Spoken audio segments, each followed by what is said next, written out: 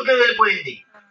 ఏమంటే ఎప్పుడైతే ఆయన మరి ఆ విజిల్ అనేది వేసాడు, అలా వేసినప్పుడు అక్కడ మనుషులు మెలకువగా ఉండకోకుండా ఏమొస్తుందిలే అని ఒకవేళ వాళ్ళు నెగ్లెక్ట్ చేశారనుకో, ఉంటారు అక్కడ, మొత్తం కొట్టుకొని వెళ్ళిపోతారు, మొత్తం కొట్టుకొని వెళ్ళిపోతారు.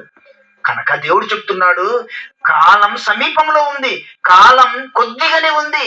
ఆ కాలంలో మీరు ఇంకా సంపాదన ఇది అది ఇల్లు ఇది ఇది కాదు, మీరు మేల్కోండి, మేలుకొని దేవుని కొరకు బ్రతకండి, కొన్ని ఆత్మలైనా మీరు రక్షించండి. ఎందుకు తెలుసా? ఎందుకంటే ప్రేమన దేవుని వాళ్ళరా, మనిషి జీవితం ఆవిరి వంటిది అన్నాడు, ఆవిరి వంటిది అన్నాడు. చూద్దాము, బైబిల్ ముగించేద్దాం.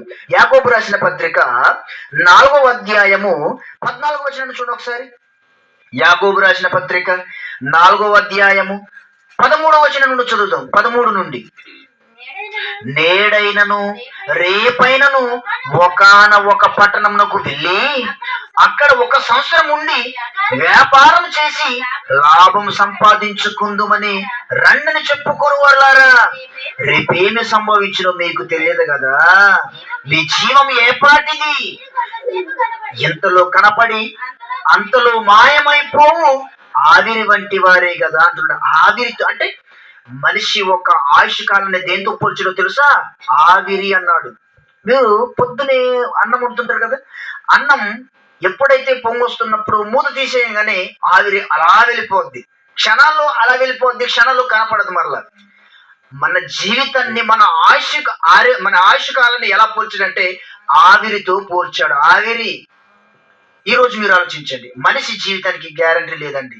ఎప్పుడు చచ్చిపోతామో తెలియదు, ఎప్పుడు బ్రతుకుతామో తెలియదు, ఎంత కాలం ఉంటామో కూడా తెలియదు.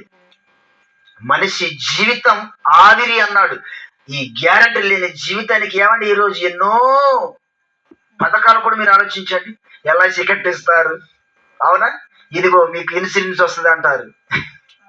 ఏమండి ఇన్ని సంవత్సరాలు మీరు కట్టండి అంటారు. ఎందరో మోసపోయారట కట్టి. గ్యారంటీ లేదండి మన జీవితానికి. ఒక ఫ్రిడ్జ్ ఉంటుంది 10 years అంటే 10 సంవత్సరాలు. ఇది ఈ ఫ్రిడ్జ్కి 10 సంవత్సరాలు గ్యారంటీ అన్నాడు. అసలు మన జీవితానికి గ్యారంటీ ఉందా? ఆవిరి అన్నాడు. మరి ఈ ఆవిరి అయిన జీవితాన్ని పట్టుకొని ఏమంటే ఇది అది ఇది అది అన్న లోపలనే ఎక్కడ పుసుకుని ఊడిపోతామో తెలియదు. కనుక ఈ కొద్ది జీవితాన్ని ఎవరి కొరకు మనం ఉపయోగించాలంటే ప్రియులారా, బ్రతికున్న కొద్ది దినాలైనా మనం క్రీస్తుని సొంత రక్షకునిగా మనం అంగీకరించుకొని బాప్తిసం తీసుకొని బ్రతుకుతున్న కొన్నాళ్ళైనా మనం పరిశుద్ధంగా బ్రతుకుతూ కొన్ని ఆత్మలైనా మనం దేవుళ్ళకి తీసుకొచ్చామనుకో ప్రియులారా, ఈ జీవితంలో నీవు 2 రోజుల తర్వాత కనపడవు, నేను కూడా కనపడను. ఏదో ఒక రోజు మరణం అనేది వస్తుంది ఖచ్చితంగా. కానీ చనిపోయిన తర్వాత మరో బ్రతుకుందని చెప్పాడే యేసుక్రీస్తు మన అన్న. మరి ఆ జీవితం కొరకు కదా మనం బ్రతికేది, అదే జీవితం కొరకు కదా.